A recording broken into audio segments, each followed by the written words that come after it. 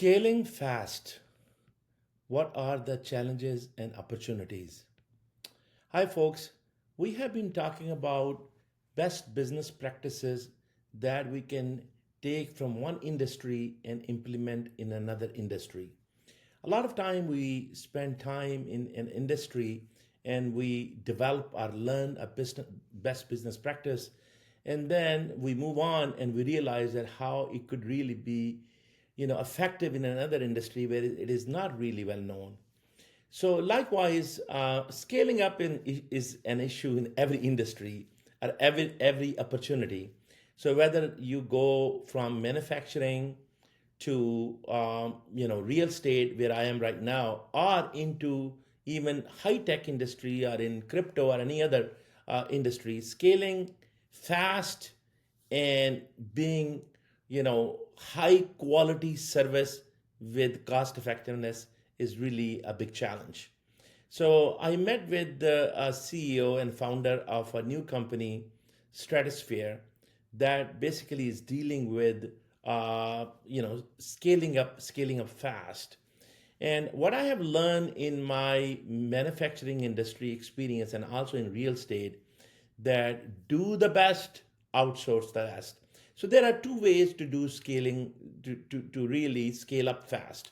One is to hire people internally and hire quality people very, very quickly, which is not easy. Or you try to find partners and develop a very agile and very sustainable supply chain network. So honestly, I have found that scaling fast and sustainable, profitable growth is really much better achieved with a third party relationship than just really trying to hire people. Because when you try to hire people, you are one company, and yes, you can get a lot of help from different professionals who can recruit people for you, but you can never really recruit long-term partners and vet them quickly, uh, versus really dealing with companies who are already in that domain because they have already retained and perfected those domain expertise. So my model has been really developing a very sustainable, profitable supply chain network where everybody wins. So when I was in the manufacturing industry, I'm talking early 90s, we basically were trying to scale up a company which was just about $100 million, and that really was really growing very fast, and there were lots of orders. There was really a pull model, but then we have to really support the demand from the customer, and then also not really lose the quality but enhance the quality. And we've found out that basically not only building our own factories but developing a third party relationship, and that's where really my job really changed from head of global manufacturing to head of third party manufacturing. And then I developed a supply chain and supply chain at that time was really looked at as a logistic network. It really is not logistics network. It really is a whole business taking a holistic approach that really begins from the front end, mean from sales, and through the sales and operation planning goes all the way to purchasing, and then finishing the product and delivering to the customer. So your entire supply chain, your entire value chain is really part of the supply chain, and it really not only meets the fill rate, and timely delivery, quality product, but also keeping it still profitable. And that's really at the end of the day, your goal, that you're meeting the customer demands and you're really staying ahead of the curve on the technology and providing quality product, still cost effectively. So what problem we are trying to solve today? We are trying to solve that how do really we scale up without losing our hairs and without losing our profitability or without losing quality. So, there are definitely some challenges. Easy said than done, the third party relationship. Third party relationship have their own challenges because you're dealing with companies who have their own culture, their own, timeline, their own challenges, and then their own commitment. So you basically have to really scale up through third-party manufacturers or third-party service providers who already are in that domain, and they have their own, I will say, pace and culture, and you are trying to take them with you, with your pace and with your culture. So that's another challenge there. But then the most important challenge I see in that relationship is really your ability to develop internal cost benchmark. So you gotta be able to figure out that a what would be your cost if you do it yourself, because of course when you're going to third party you're adding another element, another echelon. So you got to really make sure that you have internal benchmark developed, and that is a very important skill which you need to develop internally if you are going to go with the model that do the best, outsource the rest, because you want to keep your intellectual property as much as uh, you know you can with yourself, but at the same time you gotta really outsource rest of the services where you can augment your final product or service cost effectively, and yet don't lose the quality. That is really the key. So, because I see this is a tug of war between the quality and cost and time. So, really, quality, cost, and time are the three parameters which you really have to, juggle all the time, and then you have to manage, customer relations yourself. So at the end of the day, you are chief customer relation manager and you are chief actually quality manager as well. Because when you are managing relations, that means you're also making sure that your customer is happy with your delivery, whether that is in terms of time or quality of service or quality of product you're delivering. So, what are the really key takeaway here is that you gotta be able to first figure out what would be the cost if you had a liberty to develop your own team and deliver it. Not necessarily always that you have better cost internally. That is not yeah, always the case, because you are dealing with only one customer or few customers, whereas when you're going to the third party service they may already be dealing with the whole supply chain there, so they may have a better cost efficiency because they already have perfected their model. So you basically have to develop an internal benchmark and see what's available out there. A lot of time I have seen when founders really are scaling up and they want to really deliver to their customer and they believe, oh, we have great margins. I've heard this time and time again that we have great margins, we don't need to worry about the margin, and we would just get the service and then do the final touch up ourselves and deliver it. Now, I have seen, many times that they do not really look at the detail, and then they end up spending far more money in the final touch-ups, and there are many other touch-ups they didn't realize, and they actually end up not being profitable in the long run because they thought that they are providing this service for $1 million and it cost them $500,000. How could this be bad? Reality is they didn't realize many other aspect and many other costs associated for bundling and delivering the product or service, and then they realizing they actually end up spending $900,000 or even $1 million or more than $1 million delivering the service, which they actually sold it for $1 million. And at the end of the day they realize they're actually on the whole here. So that's the reason it's very important that you carefully develop the benchmark and realize that what are the touch points after you get the service from your third party. So you are getting that certain service from third party, and then you still have some other things to do, and you got to look at what is the cost of those services and what is the total bundle or product cost you're delivering. So that's really one thing I have seen, that CEOs fail to understand the total cost, even though it look unbelievable, it look too naive, but the reality is that really happens, that they, since they have not developed their internal benchmark correctly, benchmark not just only the cost point of view but also the time point of view, because they didn't realize what time and cost it would take after you take whatever you have outsourced and now you have to deliver to the customer. There are other things you have to do to this service or product before you deliver to the customer.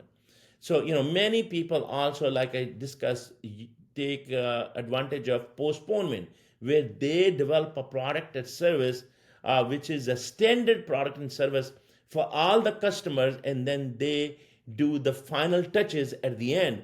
And they did not realize the cost of the final touches where they're doing the customization to make it, to the specification customer has provided you.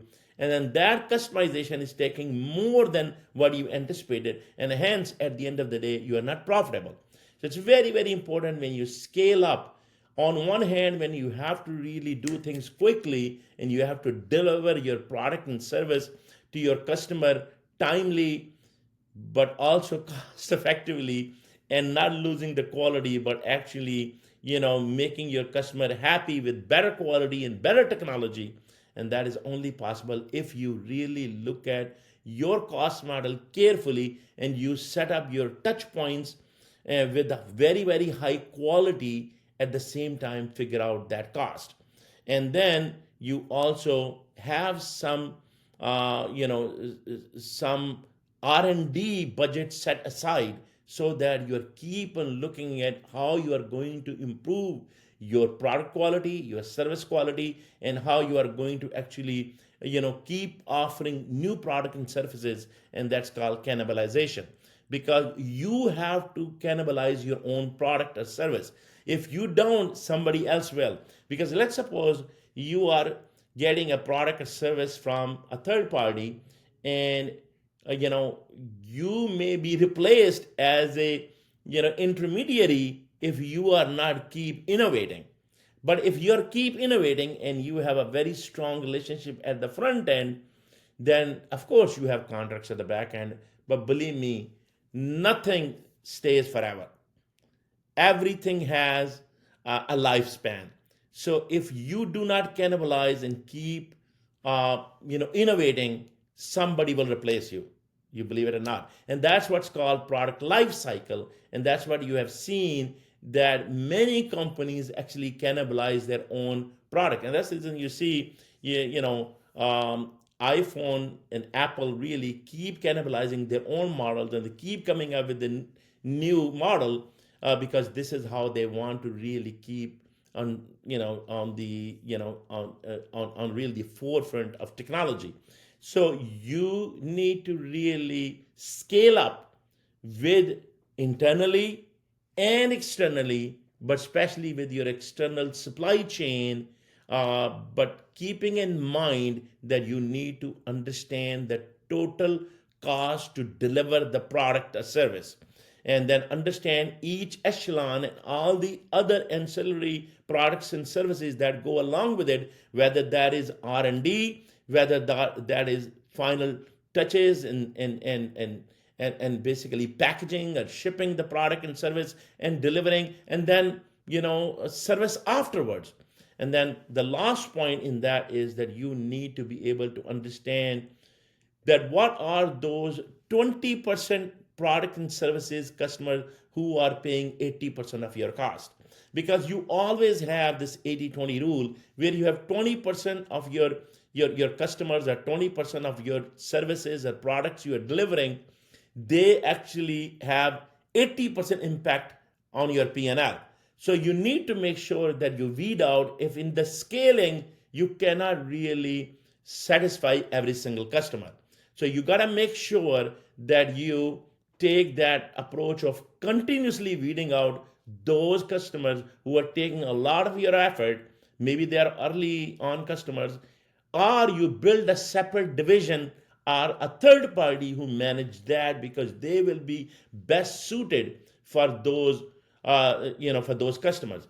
Let's suppose you have 20 customers and you're scaling up, and you got five new customers. Those five new customers, now you have perfected your services. They are bigger, they are better, they are giving you far better profitability, and they are more long term.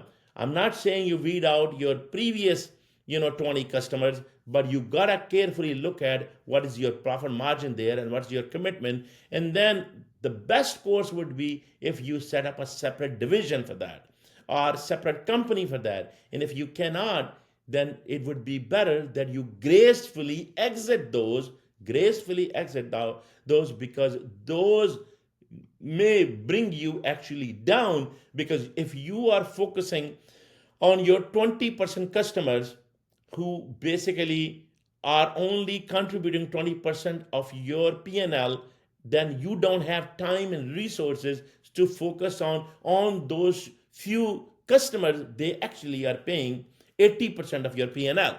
So it's important that you continuously weed out your your customers who do not long term strategically fit in your vision, and at the same time you have a budget set aside for your R&D.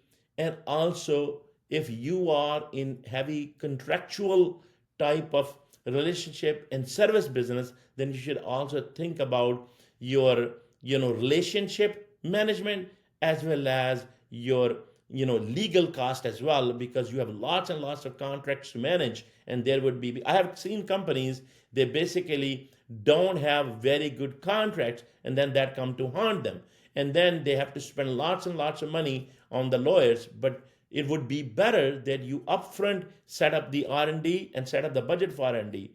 You upfront set up the legal cost, and you have the right contracts, and then those people continuously manage contracts. And then you have the customer management, and then you have third party management.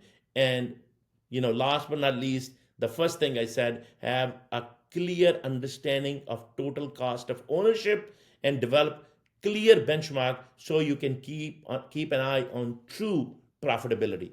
And that's really what I think would really keep you grow fast, but grow with right profitability, and you will have a sustainable profit. If you have a sustainable profit, you have happy customers. If you do not have a sustainable profit, you will have a lot of commitment, but you will not have happy customer in the long run. Hence, your company will come down. So this is one of the key mistakes I see that CEOs make, where they actually have a lots of commitment made, and they don't have a very good understanding of the total cost of ownership. And then they have lots of those clients who are taking 80% of their resources, but they're only contributing to 20% of their profit margin. You got to keep an eye, and you got to really set them aside, put them in a different bucket, and manage them differently, or gracefully exit those relationships, and then focus on those where you have more strategic alignment, and you can put more money into R&D, legal, contractual, service, and relationship, and have a healthy long-term relationship. And you are able to cannibalize your own product and services, and keep bringing new services to your customers, and hence keeping your customer ahead of the curve, and you staying on the head of curve, both from profitability and technology point of view. With that, God bless you. We'll come back in few days with another best practice.